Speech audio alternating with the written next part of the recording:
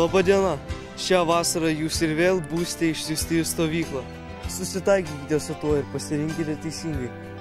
Jaukus ir patogus nameliai, elektra, dušas, krepšinio ir futbolo aikštelės, diskotekos ir vaidinimai jums tikriausiai iki gyvo kaulo pažįstami ir įgyrise.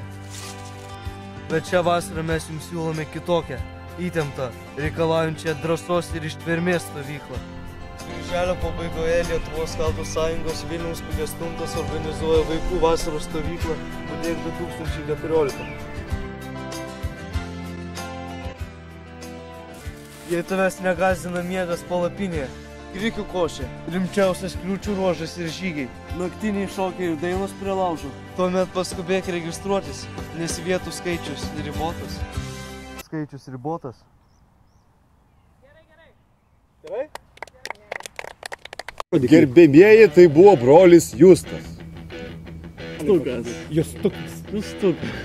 Jam 15 metų ir prieš 3 metus jis pats pirmą kartą dalyvavo stovykloje Budėk. Šiandien jis tikras skautas, kurio neišgąsdinsi nei mišku, nei palapine, nei ugnimi. O rimtai, tai mes esame Lietuvos skautų sąjungos vadovus. Ir kviečiame 11-16 metų jaunuolius į legendinę skautų stovyklą Budėk 2014. Tai nėra vasaros poilsio stovykla. Skautai stovyklauja kitaip.